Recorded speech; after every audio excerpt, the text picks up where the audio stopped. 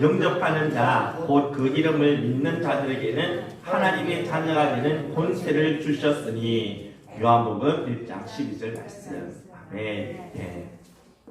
자, 이제 우리 오늘부터 이제 오후 예배를 이제 우리가 시작하게 되는데요.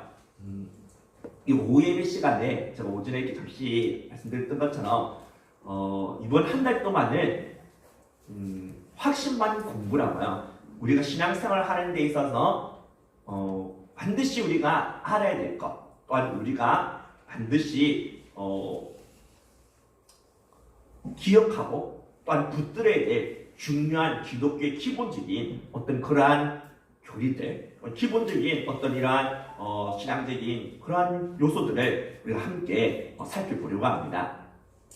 이렇게 하는 이유는 첫 번째는 우리 교회에 이제 처음 신앙생활 하시는 분들도 계시고, 또한 우리가 신앙생활을 했지만 우리가 잊어버린 이 복음의 이런 기쁨, 복음의 이런 감격을 사실 새롭게 회복하고, 또한 우리가 새롭게 또 신앙을 다지고 그렇게 믿음의 길을 걷고자 하는 그런 취지로 처음에는 이런 확신만 공부의 내용으로 다루고요.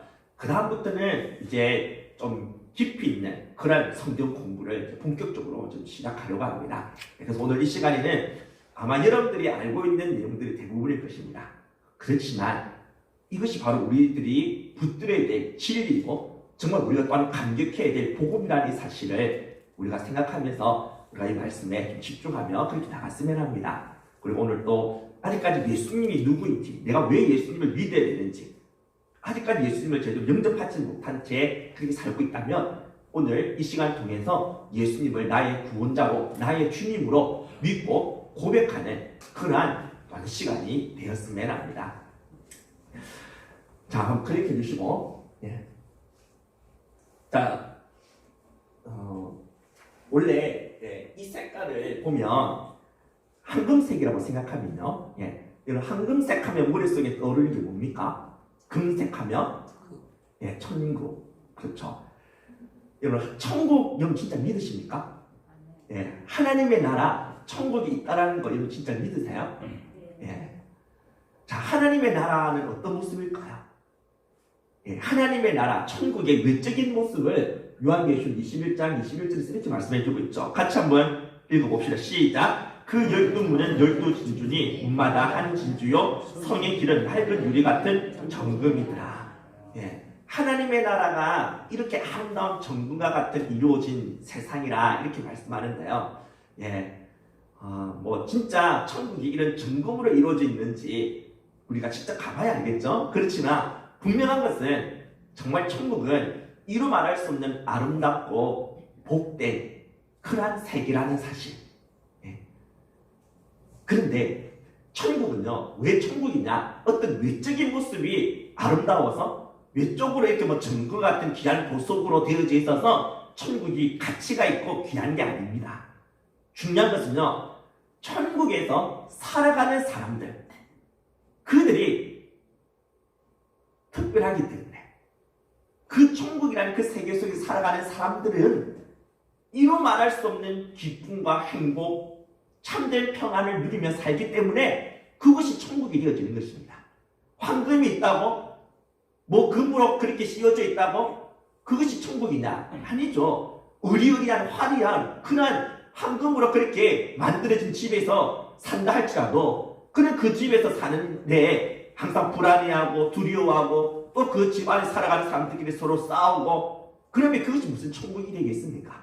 맞죠? 천국이 될 수 있는 것은 그 천국의 세계 속에 살아가는 사람들이 이 세상에서 최고로 행복하게 살기 때문에, 최고로 기쁘고 평안한 밤을 누리며 살아가기 때문에 천국이 될 수 있는 건 아닙니까? 맞죠? 그렇다면 천국에서 우리가 찾아볼 수 있는 게 있습니다. 천국에 없는 게 뭘까요? 천국에는 이게 없습니다. 뭐가 없을까요? 우리 봤죠? 예, 클릭해 주시고, 예, 같이 한번 읽어봅시다. 시작. 그 모든 눈물을 그 눈에서 씻음에 다시 사망이 없고 애통하는 것이나 독하는 것이나 아픈 것이 다시 있지 아니하리니. 여러분, 천국에 없는 것 대표적인 게 눈물입니다. 눈물. 여러분, 이 땅에서 여러분들 많이 우셨죠? 눈물 많이 흘리셨죠? 예. 정말 자식들 때문에 얼마나 많이 눈물을 훔쳤겠습니까? 여러 가지 인생을 살아가면서 아프고 고달프고 괴로운 일 때문에 정말 눈물 많을 일 없이 그렇게 사시지 않으셨습니까?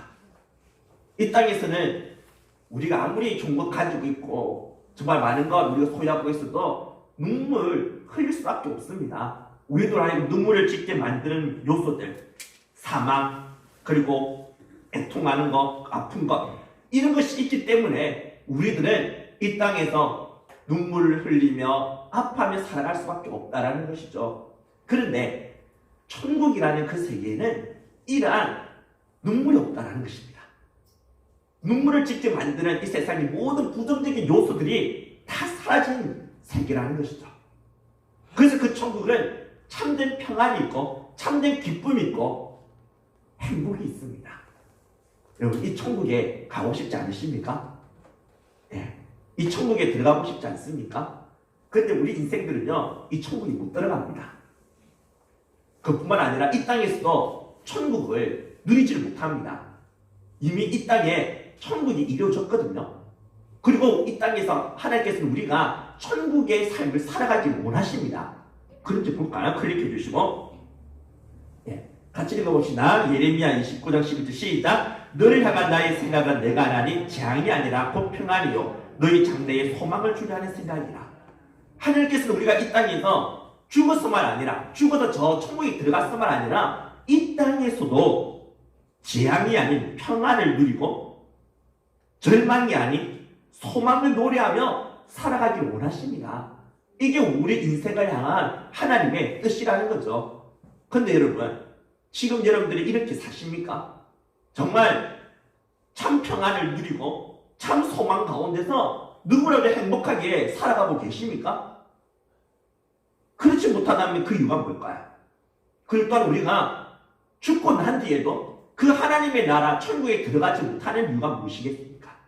인생이 그 아름다운 천국을 누리지 못하는 이유가 있습니다. 그것은 바로 이 색깔이 설명을 해주는데요. 클릭해 주시고, 예, 무슨 색입니까? 예, 검은색. 검은색 하면 딱 뭐가 머릿속에 떠오르죠? 예, 죄, 안 좋은 것이죠. 맞죠?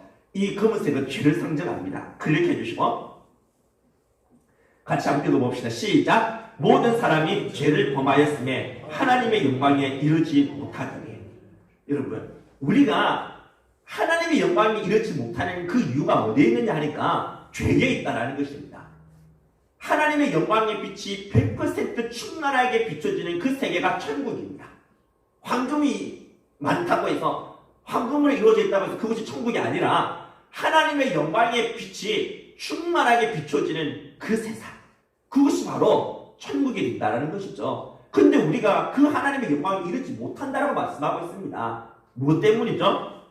죄 때문에. 모든 사람이 이 죄를 범했다는 겁니다. 죄 없는 사람 없다는 거죠.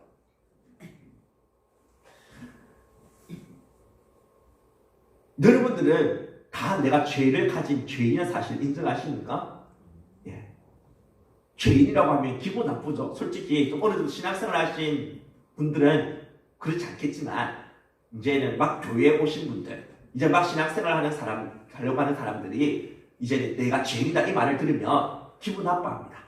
그래서 나는 국가가 정해놓은 그 법 열심히 잘 지켰고 그렇게 바르게 착하게 이때까지 살려고 했는데 왜 교회에서 나를 이렇게 자꾸만 죄인이라고 죄인을 말하는지 기분 나쁘다는 거죠.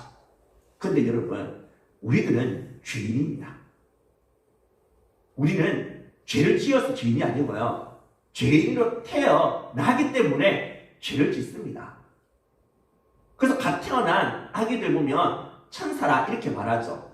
그래서 뭐 성악설, 성선설, 무엇이 옳은가, 막 이것에 대해서 이 논쟁하는 거 많이 들어보시지 않았습니까? 네. 여러분들은 성악설이 맞다고 생각합니까? 성선설이 맞다고 생각합니까? 인간은 태어날 때부터 악한 존재로 태어납니다. 성악설이 맞죠. 원래 최초의 인간은 성선설입니다. 선하게 태어났죠. 그러나 아담 하와 타락하고 난 이후, 그 이후에 태어나게 되는 모든 사람들은요, 다 악을 가지고 태어납니다. 무엇을 보면 알 수가 있죠? 갓 태어난 악이 진짜 흠도 없는 깨끗한 천사처럼 보이죠. 전혀 악이 없어 보이지 않습니까? 그런데 시간만 지나보십시오. 자식을 키운 경험을 토대로 한번 생각해 보십시오. 자식한테 우리가 거짓말 가르쳐 준 적 없지 않습니까? 그런데 이제 이 애가 이제는 좀 커서 말을 좀 할 수 있게 되니까 자기가 좀 불리한 상황에 딱 처하면 거짓말을 합니다. 이런 상황에서는 거짓말 해야 돼. 가르쳐 주지도 않았는데도 거짓을 말하지 않습니까? 얼마나 또한 자기 중심적인지 모릅니다. 태어날 때부터 인간은 자기 중심적 이 성향에서 벗어나지 않습니다. 자라면서 교육을 통해서 사회화의 과정을 통해서 자기 중심적 이 성향에서 벗어나는 훈련을 해서 좀 나아지는 것이지, 원래 인간은 철저하게 자기밖에 모르는 자기 중심적인 인간이고 배우지 않아도 거짓을 일삼고 악을 일삼는 그런 타락한 존재라는 거죠.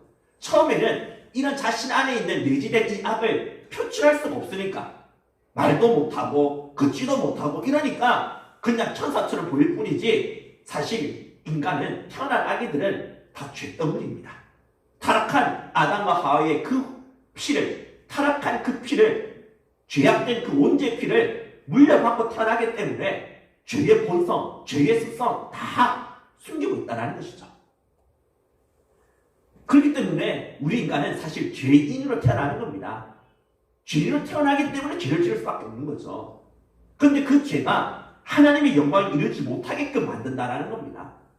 저 여러분들 다 죄가 있지 않습니까? 이 죄 때문에 우리는 하나님의 영광의 빛이 비춰지는 천국에 못 들어간다는 거죠.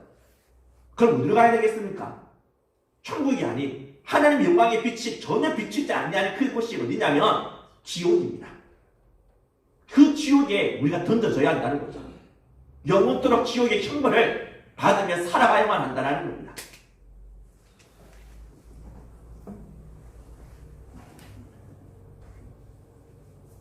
그런데 이런 지옥에 가지 않게끔 하나님께서 우리에게 놀라운 길을 열어주셨습니다. 지옥행 할 수밖에 없었던 우리들이 천국으로 갈 수 있는 그 길을 주님께서, 하나님께서 만들어 주셨는데, 그게 뭐냐면 같이 읽어봅시다. 그 다음 읽겠습니다. 시작. 피 흘림이 없은즉 사함이 없느니라. 피 흘림을 통해서 우리가 이 죄 사함을 받아 하나님의 나라에 갈 수 있게끔 주님께서 그렇게 길을 열어주신 것이죠. 우리가 하나님의 나라에 들어가지 못하는 게 이 죄 때문인데, 이 죄가 해결되어지면 그러면 우리는 다시 하나님의 영광의 세계로 들어갈 수 있는 건 아니겠습니까? 그런데 이 죄를 씻으려면 우리들의 어떤 이 세상에 물로는 안 된다는 겁니다. 이 세상이 그 어떤 것으로도 우리들의 이 더러운 죄 씻어지지 아니한다는 거죠.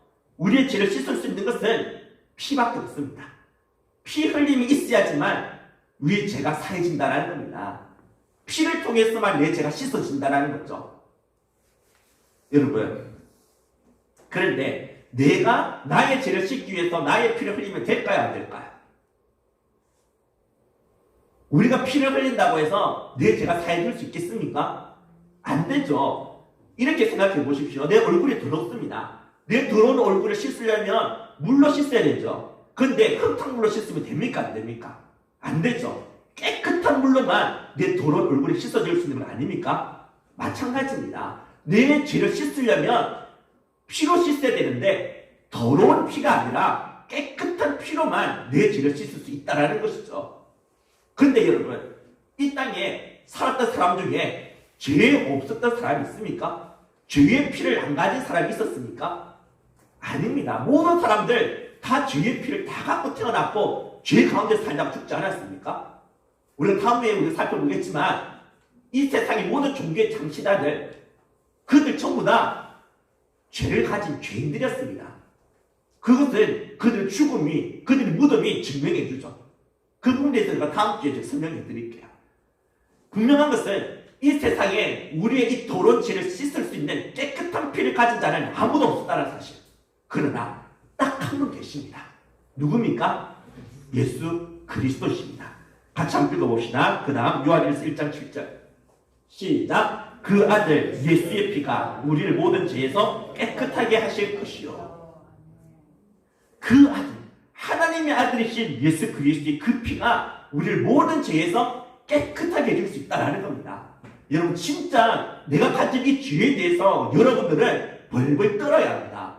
이 죄가 얼마나 치명적인 결과를 일으키게 하는지, 얼마나 나를 비참한 운명에 처하게 만드는지, 내 안에 있는 이 죄에 대해서 여러분들은 벌벌 떨 수 있어야 합니다.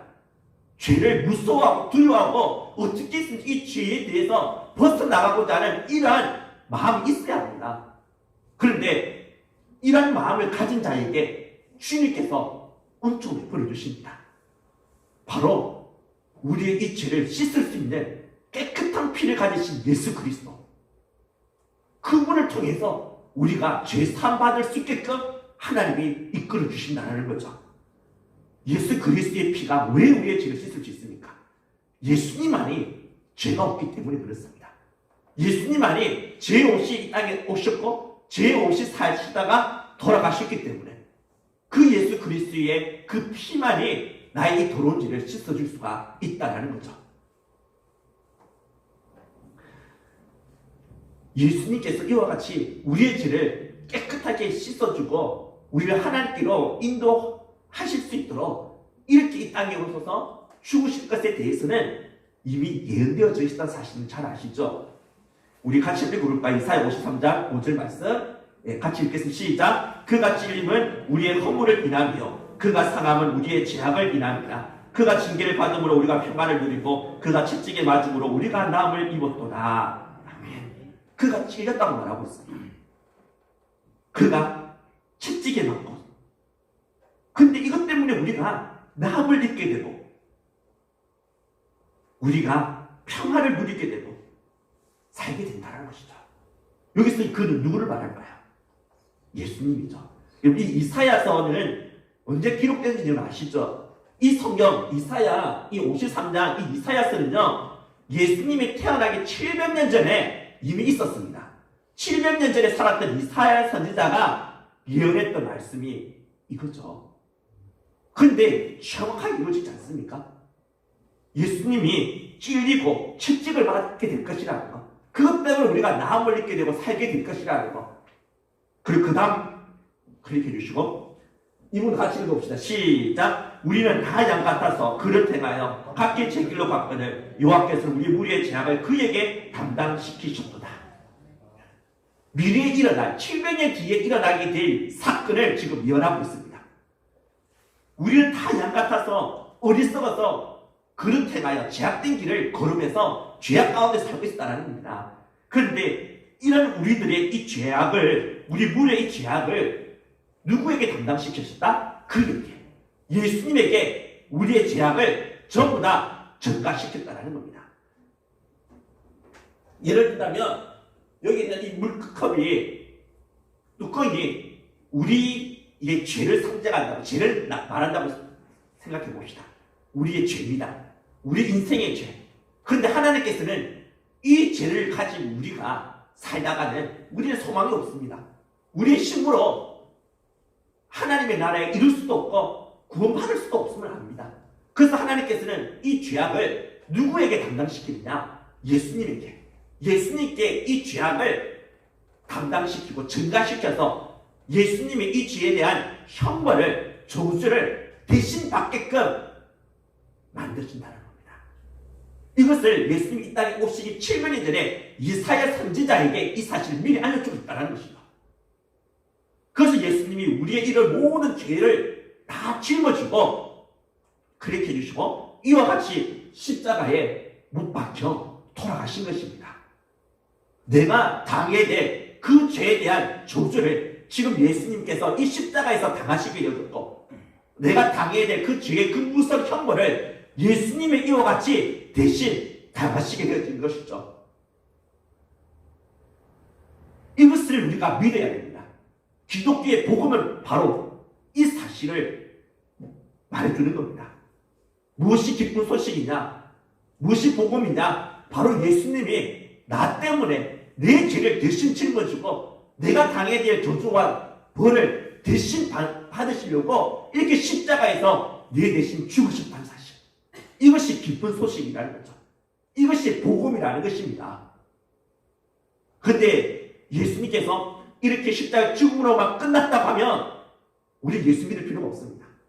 교회 다닐 필요가 없습니다. 제일 한심한 사람이 이곳에 있어서는 안 됩니다. 산으로 둘러 바다로 놀러 다녀야죠. 안 그렇습니까? 예수님이 십자가에서 죽음으로서 끝났다고 하면 우리 인생도 살다가 죽음으로서 다 끝나는 겁니다. 착하게 살든 나쁘게 살든 악하게 살든 다 죽으면 끝이지 않습니까? 그러면 내 하고 싶은 대로 살다가 그냥 죽어버리면 되죠. 뭐 때문에 힘들게 교회까지 나와서 예배하고 죄 짓고 싶은 마음, 욕망 그것도 억누르면서 그렇게 희생하면서 살 이유가 뭐가 있겠습니까? 죽으면 다 그것은 끝인데. 근데 그게 아니라는 겁니다. 죽으면 그것이 끝이 아니라 죽음 뒤에는 부활이 있다는 거죠. 죽음 뒤에는 하나님의 심판이 있다는 것입니다. 우리가 죽음으로서 끝이 아니라는 것, 다시 우리는 살아나게 된다는 것, 이것을 예수님께서 보여주셨습니다. 무엇을 통해서요? 클릭해 주시고 바로 이 부활을 통해서 예수님이 십자가에서 죽으셨지만 다시 이렇게 3일 만에 성경에서 예언되어진 대로 살아나셨습니다. 예수님이 부활의 첫 열매가 되신 것이죠. 따라서 예수 그리스도 안에 있는 우리들도 이와 같이 다시 살아난다는 겁니다. 죽음으로서 끝이 아니라는 것이죠. 우리는 다시 살아나게 됩니다. 그리고 예수 믿지 않는 사람들도 다시 살아납니다. 아시죠? 근데 그들은 영원한 사망을 위한 부활을 하게 됩니다. 두 번째 사망을 당하기 위해서 살아나는 거죠. 그게 바로 지옥불이라고 말하고 있죠. 우리 인생은 한 번 살다가 그냥 죽음으로서 끝나는 게 절대로 아니라는 거. 죽음 뒤에는 반드시 하나님의 최종적인 심판이 있다라는 겁니다. 그 심판에서 벗어날 수 있는 사람, 그 심판에서부터 우리가 벌을 받지 않고 하나님의 나라로 들어갈 수 있는 유일한 길은 나를 위해 십자가에서 피 흘리시고 죽으셨다가 이렇게 다시 살아나신 예수 그리스도를 진짜 구주로 믿고 영접하는 것입니다. 예수님이 흘리신 그 피만이 나의 죄를 씻을 수 있음을 믿고 고백하며 이 예수님을 영접하는 것이죠. 여기 있는 여러분들은 전부 다 진짜 예수님이 내 죄 때문에 십자가에서 죽으셨고 내 죄 때문에 내가 당할 벌을 저주를 대신 받으셨고 내가 당할 심판, 하나님의 심판을 예수님이 대신 받으셨고 그리고는 내가 다시 살아나 영원한 하나님의 나라에 갈 수 있도록 하기 위하여 예수님 다시 또한 살아나셨다는 사실을 진정 믿으십니까? 예수님이 흘리신 그 피가 내 죄를 씻을 수 있다는 것은 예수님의 이 부활이 증명해 줍니다. 여러분, 죄를 가진 사람은요 사망을 피할 수가 없습니다. 죄의 삭은 사망이다. 그렇기 때문에 모든 종교의 지도자들, 모든 종교의 창시자들 보십시오. 아무리 그들 대단한 인물이었지만 위대한 어떤 삶을 살았다 할지라도 그들 다 죄를 갖고 있었습니다. 그렇기 때문에 그 죽음을 피하지 못했던 거죠. 죄의 삭은 사망이나 죄의 대가로 그들은 사망을 당하지 않았습니까? 사망에서 다시 일어날 사람이 있습니까? 없습니다. 따라서 그들의 피는 더러운 피라는 거죠. 그들의 피가 우리의 죄를 못 씻어줄 수 없다는 겁니다. 그러나 딱 한 분, 예수 그리스도, 그분이 흘리신 그 피만이 깨끗한 피라는 사실을 이 부활을 통해서 우리에게 증명해 주고 있다는 것이죠. 예수님은 죽으셨습니다. 그러나 자신의 죄 때문에 죽은 것이 아니라 우리의 죄 때문에 대신 죽은 거죠. 그런데 예수님에게는 죄가 없기 때문에 사망이 예수님을 삼킬 수가 없었습니다. 사망이 예수님을 계속 가둘 수가 없었던 것이죠. 죄의 삭은 사망이기 때문에 이 사망은 죄를 가진 자에 대해서만 치료할 수가 있습니다. 그런데 예수님은 죄가 없기 때문에 이 사망을 깨뜨리시고 사망을 이기실 수가 있었던 것이죠. 그래서 예수님께서 바로 이와 같이 다시 살아나실 수가 있었던 것입니다. 여러분 진짜 예수님의 부활을 믿으십니까? 진짜 예수님이 살아나신 사실을 믿으십니까? 그래서 예수님의 그 피가 내 죄를 씻을 수 있다는 거 정말 여러분 고백하십니까? 그렇다면 여러분들이 이 믿음의 그 근거는 무엇입니까? 성경이죠. 성경에서 분명히 예수님이 부활하셨다고 말씀하기 때문에 맞죠? 그래서 우리는 예수님의 부활을 믿습니다. 그런데 성경을 믿지 않는 사람들에 대해서는 어떻게 우리가 말할 수 있을까요? 그렇게 해주시고 여러분 뭔지 아시죠? 로마에 가면 있는 콜로세움 온영 경기장이죠. 여러분 이런 온영 경기장 안에서 어떤 일이 있는지는 아시죠? 1세기 때에 이런 온영 경기장 안에서 끔찍한 일이 벌어졌었습니다. 그렇게 해주시고 바로 여기에 보이는 사람들이 모여있죠. 흰옷 입은 사람들. 그들이 누구냐면 예수 믿는 사람들입니다. 이 예수 믿는 사람들이 지금 사자의 밥이 됩니다. 호랑이의 밥이 됩니다. 이 시대가 언제냐면 AD 60년, 70년요. 네로 황제가 로마를 통치할 때입니다. 이때 그는 기독교 박해 정책을 펼치죠.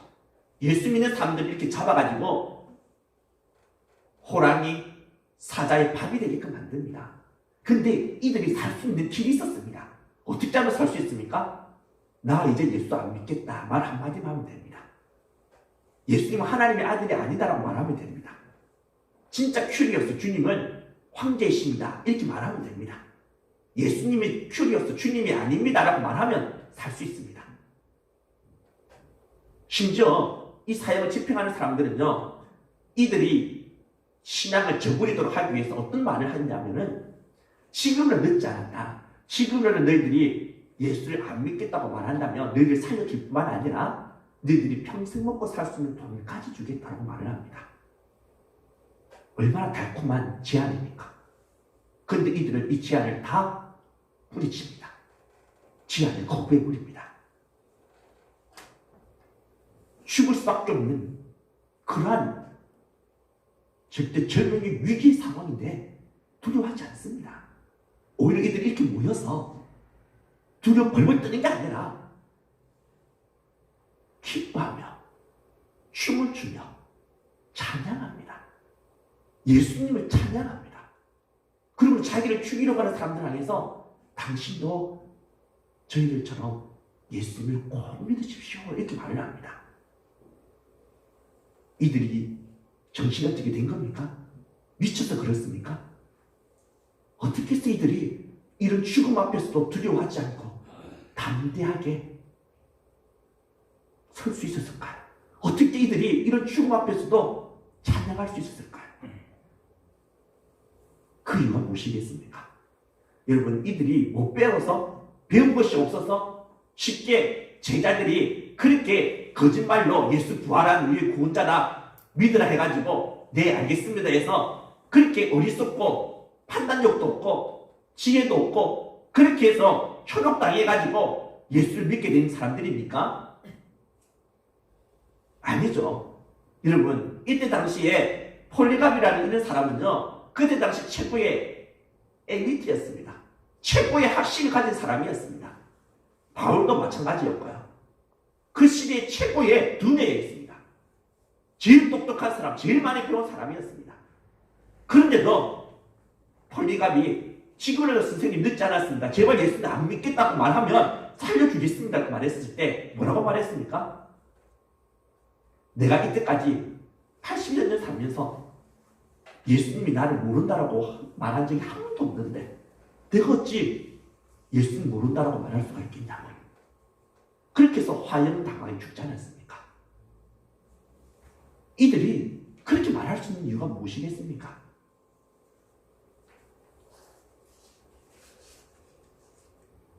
눈으로 예수님이 부활하신 것을 목격했기 때문에 그런 거죠. 실제로 예수님이 죽으셨다가 다시 살아나신 것을 이들이 보게 된 것입니다. 손에 못자국을 보았던 것이죠. 발에 못자국을 확인한 것입니다. 옆구리에 창자국을 보았던 것입니다. 이 예수님이 부활하시고 난 뒤에 40일 동안 그들과 함께 지내셨습니다. 함께 식사도 하고, 그리고 구약 성경에서 예수님 자신에 대해서 예언되어진 말씀들을 풀어서 설명을 해주고, 그런 가운데 이들이 예수님을 제대로 알게 되는 것이죠. 자기 앞에 있는 이 예수님을 그냥 위대한 4대 성인군자 중에 한 명, 그 정도가 아니라 진짜 하나님의 아들이다. 진짜 우리를 구원하기 위하여 이 땅에 하나님께서 보내시겠다고 약속하신 바로 그 메시아시다. 그것을 확신하게 되어진 것입니다. 그래서 예수님을 믿게 되어지면 그리스도께서 자기 안에 들어오시고 예수 그리스도의 그 생명, 영생, 조에이라는 그런 생명이 자신에게 주어진다는 것을 알게 되어진 것이죠. 그래서 여러분, 헬라어에서 생명을 뜻하는 단어가 두 개 있습니다. 하나는 푸시케이, 하나는 조에이. 푸시케이라는 단어는요, 이 생명을 개나 소나 모든 짐승들이 다 가지고 있는 생명들입니다. 그런데 조에이라는 이 생명은 예수님만이 가지고 있는 고유한 생명이죠.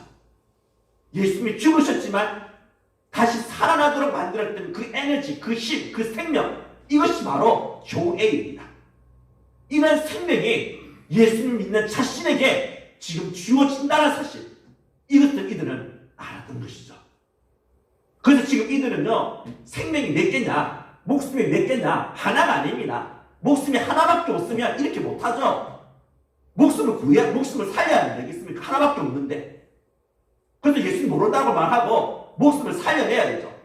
그런데 이들은요, 목숨이 하나가 아니라 두 개였습니다. 푸시케라는 목숨, 조에라는 목숨 생명, 두 개를 가지고 있는 이들. 푸시케라는 이 목숨을 하나 잃어버려도 자신에게 조에라는 이 영생이 있기 때문에 죽음, 육신의 죽음 두렵지가 않았던 것이죠. 그리고는 사실로 말해야 한다는 것. 자신이 믿는 것은 거짓이 아니라 진짜 진리라는 것. 타협할 수 없는 진리이기 때문에 그들은 그 진리를 위해서 기꺼이 자신의 목숨도 내놓을 수 있었던 것입니다. 예수님은 진짜 살아나셨습니다. 부활하셨습니다. 그렇게 해주시고 네.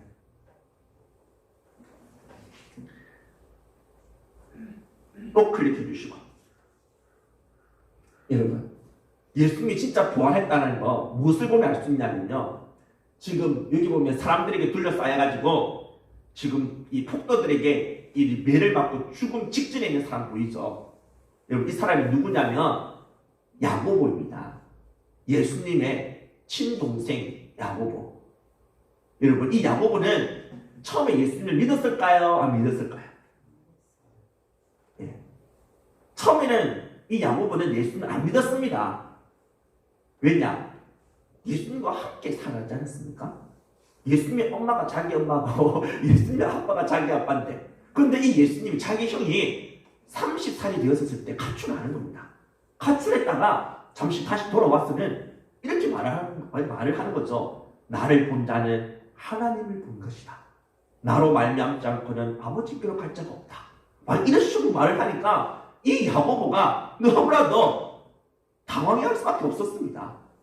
그래서 그는 예수님에게 찾아가서 따지죠. 형, 미쳤어? 형이 하나님의 아들이면 나도 하나님의 아들이겠네? 당신 형이 하나님이면 나도 하나님이겠네? 형의 아버지가 내 아빠고 형의 엄마가 내 엄마인데 무슨 소리예요? 그러다가 큰일 나. 그러다가 죽어. 그럼 미친 짓 하지 마. 그런 식으로 말했던 사람이 야고보입니다. 예수는 안 믿었습니다. 그런데 여러분, 야고보서 1장을 보십시오.